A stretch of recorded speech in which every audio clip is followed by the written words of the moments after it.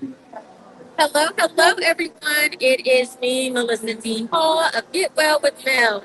And you all, we are broadcasting live from the Congressional Black Caucus, you all. And listen, it is so exciting. And today I have some special guests, right? And I'm sure you all can hear the vibe in the back. You all can hear the music. I mean, it's just so much going on. And as you all come in, please say hello, hello, hello. So my first guest I have with me, come on over here, Mr. William Lord. See me. All right, a little bit more.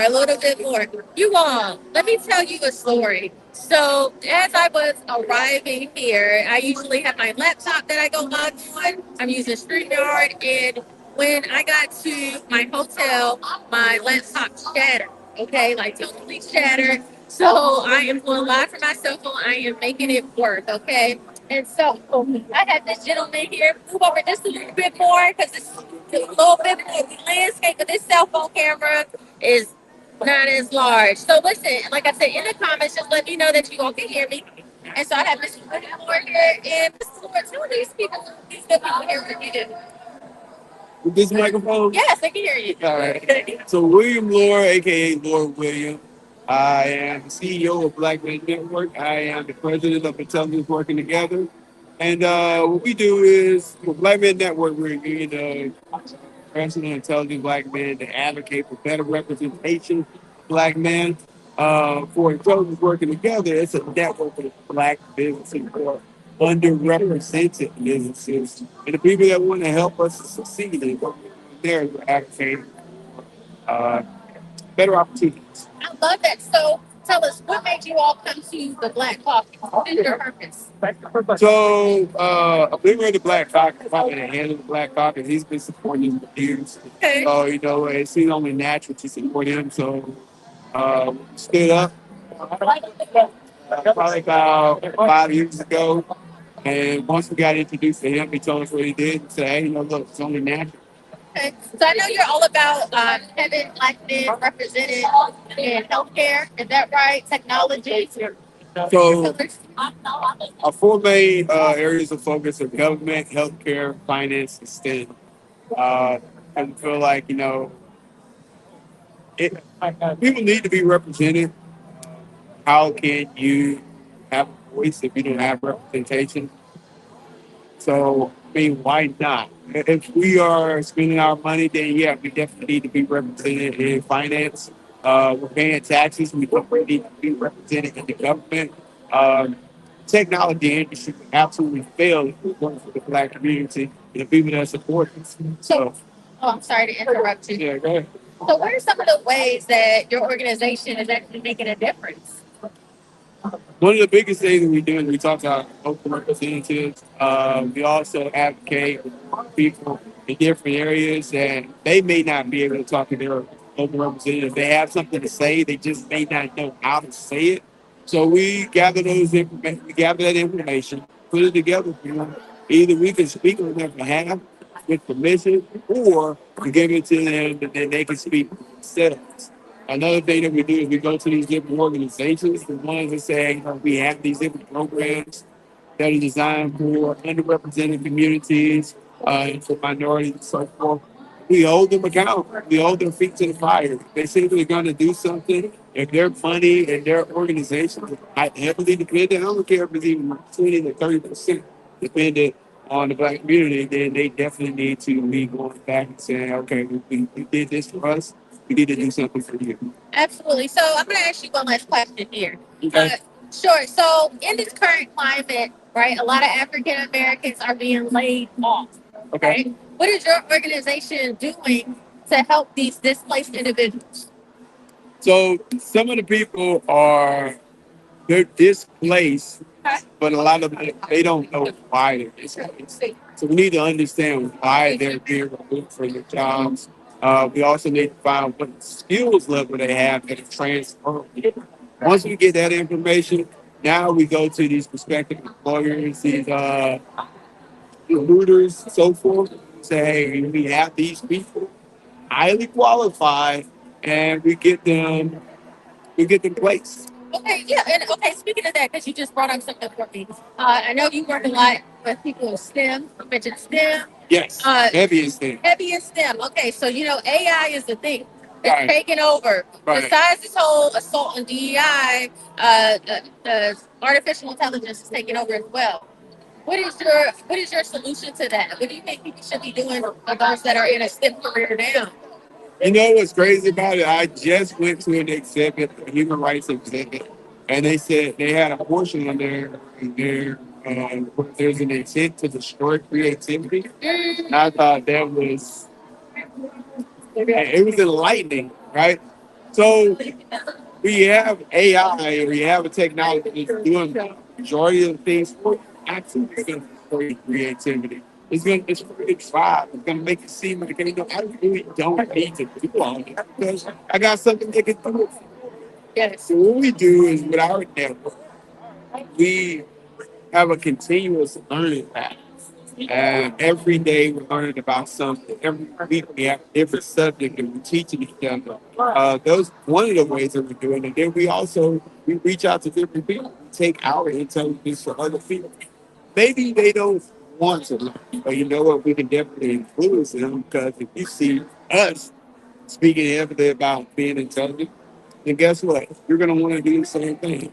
Absolutely. So listen, I would love to talk to you further about this assault on creativity. I think I mean, it's true, and it's definitely a talking point for real. But we don't have the Yep. time. So how can people get in contact with you? So you can contact Black Men Network. You can contact Intelligence Working Together. You know, don't let the name fool you. You know, if you are supportive of what we're doing, support. So you can go to our website and blackmannetwork.net, or you can go to intelligenceworkingtogether.one. Look us up on LinkedIn. We are heavy on LinkedIn. We William Lord, Lord. And yeah, let's talk. Let's have a real conversation. That way, we can get our voices heard because you deserve it. You are one of us. Okay, well, thank you, Mr. Lord. I definitely appreciate your time and keep up the amazing work. And I'll see you around here at the caucus. Sure will. That's right. All I love it. Have a blessed right, day. y'all. Thank you. Thank you. All right. All right. You can look me up on LinkedIn, okay? I'll look you up. Okay. All Okay. right. Have a blessed day. All right. You all listen, we are live at the Congressional Black Caucus, you all, and it is so much going on. I'm sure you all can hear the background. And listen, I have another special guest here. Miss Ann, is it go with that?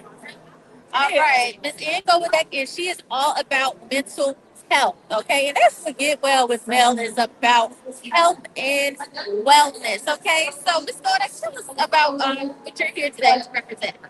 Our organization is trying to eliminate all abuse in the mental health system and make sure that people are getting real help when they have mental health issues.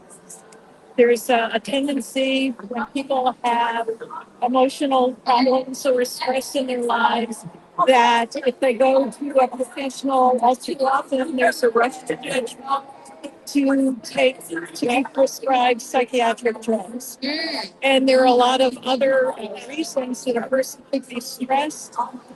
It's important for people to have physical exams to see if there's any physical condition that could be causing the mental symptoms they're experiencing. They should have their drugs checked because sometimes drug interactions will cause mental symptoms. And you don't want people to be necessarily on the psychiatric drugs when the problem may lie elsewhere. That is huge, you all. That is huge. People don't understand that. Sometimes different things, like you said, a sickness or something, right? Not necessarily a mental health condition can cause erratic behavior, right? So, for instance, I didn't know a urinary tract infection Absolutely. Can affect your brain. It can affect your mood. Absolutely. There are many, many physical conditions, infections, injuries that can cause mental symptoms. And if people don't look at physical source of the mental symptoms first, they may be treated as if it's a psychiatric disorder when it's really not, and miss a physical condition that could easily be taken care of. I love that. So, could you just give our audience, right, a few, I guess, causes or symptoms where it's not necessarily psychiatric, right, but it could be something else, right? Some common things that you might see. Well, you hit the nail on the head when you said things like urinary tract infections, allergies, maybe to a medication that someone is taking. In younger children, oh man, it's just anything and everything. They can have injuries out on the playground, hit their head, and just so many different things, illnesses. But often it's a reaction to a drug. So, okay, so you kept saying reaction to a drug. What are some common drugs that people might take that they don't, that they give them? What are some common drugs that people are taking that might come out expressed as a mental condition?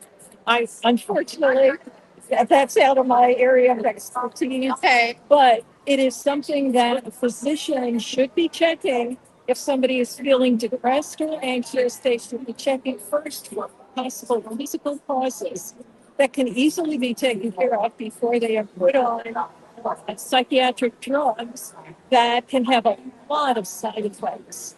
I love that. So, question for you: when a person does get on psychiatric drugs, do you think that is something that should be temporary, or do you think it's something that should be looked at for life? I think it should be something that is discussed with their physician or other prescriber. But we are very big on making sure that both the prescriber and the patient know the downside to these drugs, which are not talked about often enough. And the recent research is finding that many of these drugs are less effective than previously, have more side effects, serious side effects. Such as, Oh gosh, well, with antidepressants, I don't say this on your podcast, but a very large number, percentage of people on antidepressants end up with sexual dysfunction. I've heard that. Yeah, I've heard and that. in some cases, it can be permanent. Oh no! Yes, or even long lasting effect. Yeah, For men and women? yes, yes. According to the research, I have heard that though. I have heard that it can cause little arousal, or you just become disinterested. the whole performance spectrum can be affected. Yeah. And again, this is just something that should be disclosed to people so that they can weigh with their prescribers the risk and the benefits of any medication that is being prescribed to them. So they can make a fully informed decision about their health care. I love that. You spoke about children, right? I know right now it's a whole big thing on ADHD. Yes. Right. They're very quick to diagnose the person, especially a child with ADHD. What are your thoughts on that?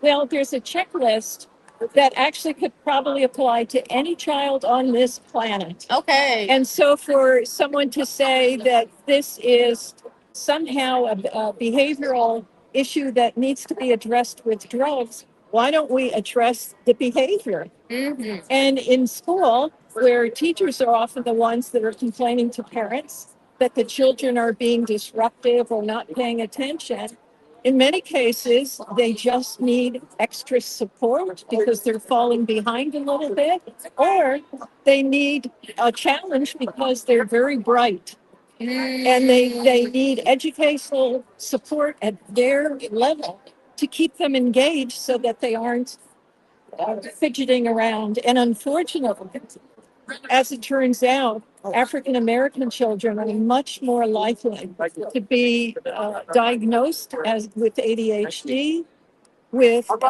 mental disorders related to disruptive or I'm trying to think of another word, but disruptive behavior.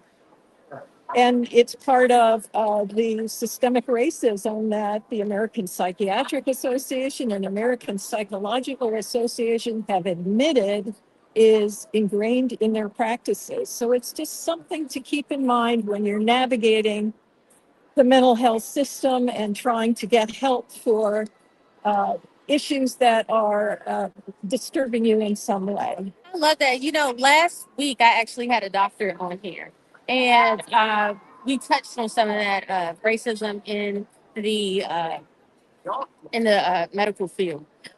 Question for you: what are some of the things on the checklist that pertain to ADHD, so a parent can decipher if it's ADHD or if it's just maybe a behavior problem or something else? Well, it's all kinds of things like restless or not paying attention or something to do with a pencil, dropping a pencil too often. I don't know, something like that. I don't have the checklist in front of me. I've looked at it before, and basically, it's behavior that any child could engage in. And it's just that it maybe a teacher or a parent is tired of it. Yes. But we believe that you should first approach the child and try to get them to correct their behavior rather than teaching them that the answer to their behavioral problems is a pill.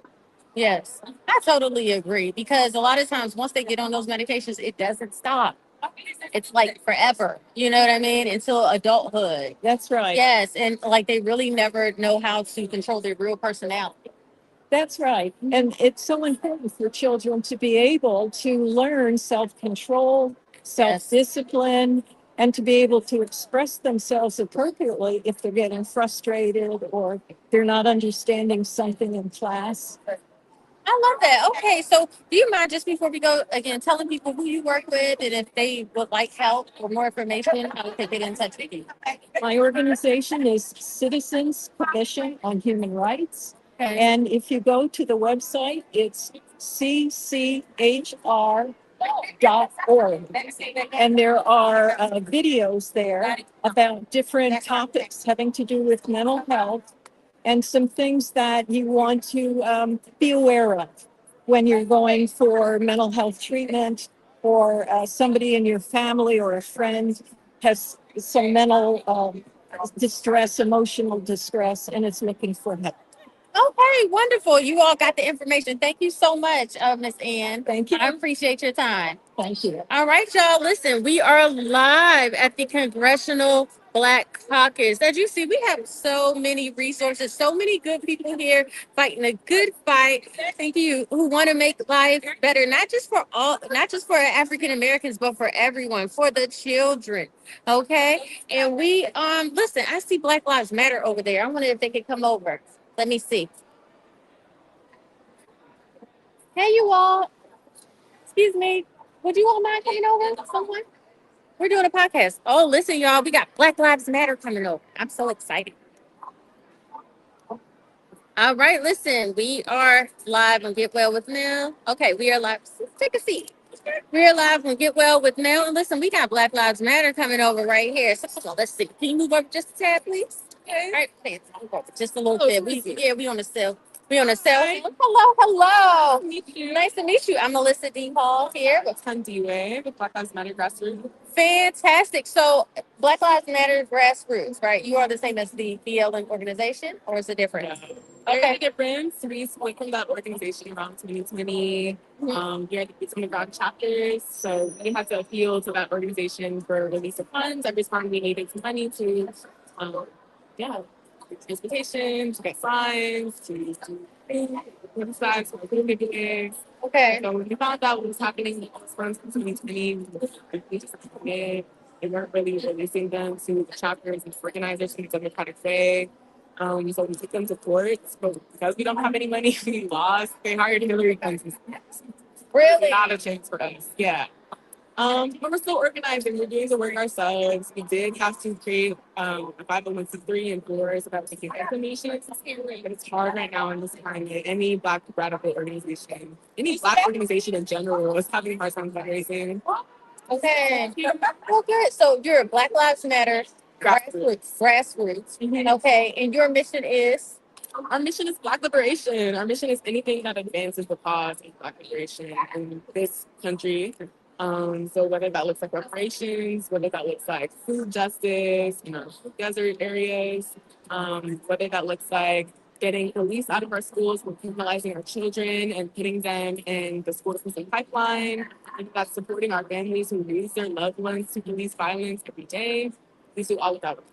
I love that. Yeah. So, question. So, the climate here is tense. It's very, very tense, and also you're here in Washington, D.C. Yeah. So, what are your thoughts? Like, I went to school here for 4 years, so okay, I've got a little bit of experience of what it's like to live in DC. where are you from originally? I'm from LA. Okay, all right. I'm in Crenshaw District, so South Central. Okay, Yeah, that's a heavily African American community. it is, but California, we're lacking in terms of our black people. It's not as black as DC. It's not a choice. No, okay, okay. But I've been paying attention to what that man has been saying about the city here. I've really been entrenched in the community during my time at Howard. To see him call young black boys criminals and other boys to be criminals, it's not okay. I struggled for life.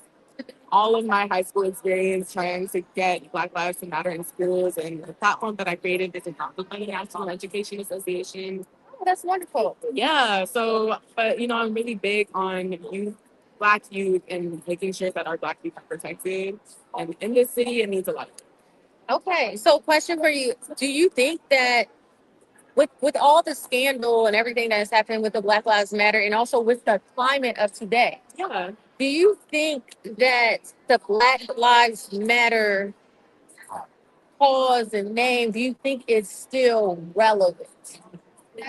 Of course, I think the cause is relevant. Whether you trust our name or not, that's up to you. I mean, we completely understand if you don't. We also feel let down by the situation that happened in 2020. But just to make folks aware, we existed way before 2020. We started in 2013, and we have been organizing as a grassroots coalition since 2013.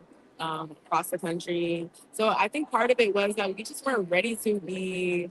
We didn't know that people on a national scale or international scale even would care about the work that we were doing. We were seen as taboo from the jump. A phrase as simple as Black Lives Matter was put on terrorist watch lists. Wow. So we didn't know that we would get so much money. I guess that is their excuse for why they mishandled all those funds. But we were saying, like, if your mission is to help Black people, it shouldn't have been an issue in the first place. We should have had a better, or they should have had a better. Um, yeah, if you're being paid to handle money, then you should have had a better plan Okay. to dispense that. Well, pivoting away from that, right? when it comes to the climate of now, okay, When you say climate of now, are you talking about like the Republican Party? not necessarily the Republican Party, but just like the anti-DEI, Okay. what we're going through as a country with the aggressive immigration enforcement. Recently we saw, I guess it was at the Hyundai factory, they Yeah. deported, yes, the South Korean nationals that came, things of that sort. How do you think Black Lives Matter fits into that and what is going on now? Yeah, we've been doing a lot of work. I guess that's what I was trying to say before is like, whether or not you trust us, the work doesn't stop, right? So we're going to continue to do it. That's what we've been doing, even through all our fundraising difficulties. We have a lot of families who we work with who deal with state-sanctioned violence who aren't even Black. So we have Latino people who have been killed by the police who come to us seeking a community, right? Looking for support. We will never turn anyone away from struggling, whether they're Black, whether they're not. And we know that the police presence in our communities, more police presence leads to more Black oppression, more surveillance, more criminalization of our young people, right? And so we formed an alliance with these folks to basically say we don't want ICE, we don't want militarism in our communities. When we understand that Black liberation includes all folks, like when we're free, it's better for everyone. So that includes undocumented people, that includes immigrants, that includes Indigenous people, queer people, trans people. We really just are standing 10 toes down in our beliefs. I love it. I'm gonna give you one last question before I let you go. How will you know when Black lives actually matter? When we have nothing left to fight for, when we have no more grieving mothers hitting us up, asking what resources we can provide to them and what support we can give them, when we stop doing the jobs of our elected officials, right? Like we are literally volunteers who volunteer their time outside of their 9 to 5. People doing this just because they care. When there's no more like that signal for Black lives, when Black people feel comfortable walking around at night and going into the woods by themselves, sure, when we'll be done. Okay, okay. Matter of fact, that brings up a question. So, you talked about the police killing black people, right? Well, most crime and killings on black people are done by other black people. How is Black Lives Matter grassroots getting that message out to other black people that our lives do matter? Yeah, that's so important. Part of the way that we address these issues is by advocating for um, more accountability when it comes to public health, when it comes to resources in our community. Where are the after school programs? Where are the trade centers? Like, it's also why we're so focused on reparations. We're not only focused on reparations, but we understand that there's a systemic lack of investment in Black people. Do you think you're really going to get reparations? I think that reparations doesn't have to only look like a check. Like, Okay. I think that our community should be looking as beautiful and safe as Beverly Hills. Why are our communities filled with trash? Why do we not have a reliable call 911 when the ambulance will come like an hour later and our people are already dead, right? So all of that stuff contributes to Black people feeling like their lives aren't even worth enough to keep each other safe, you know? Building a community that people actually want to take care of and not shoot up and destroy it. That's our tactic. We don't believe in criminalizing young people, whatever we've done. We have a prison chapter using incarcerated Black folks are educating each other, doing political education amongst themselves, and advocating for incarcerated justice. So we believe that all Black lives matter. And our job is total Black liberation, regardless of if you're in a gang, if you used to be in a gang, if you have a rap sheet, if you are clean, if you're on drugs, we don't care. We just want you to be free and have the help that you need. I love that. All right, then. So, listen, if anybody out there would love to connect with you, Yes. right? How can they connect with you?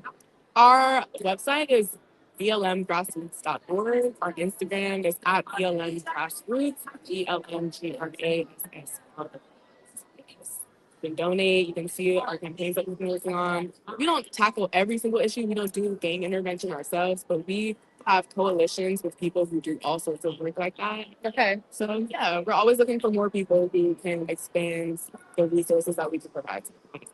I love that. Thank you so much for your time. Thank you. Yeah, I appreciate you. Are you Black Media? Yes, I am. We actually have a I'll give it to you in a second. Okay. Okay. All right, you all listen. Like I said, we are here. We are live at the Congressional Black Caucus, you all. And it's going down. Make sure you tune in. Stay tuned with me. Tell a friend and tell a friend and tell a friend. Okay. Because Get Well with Mel, we are live at the Congressional Black Caucus here in Washington, DC. Thank y'all so much. Talk to you soon.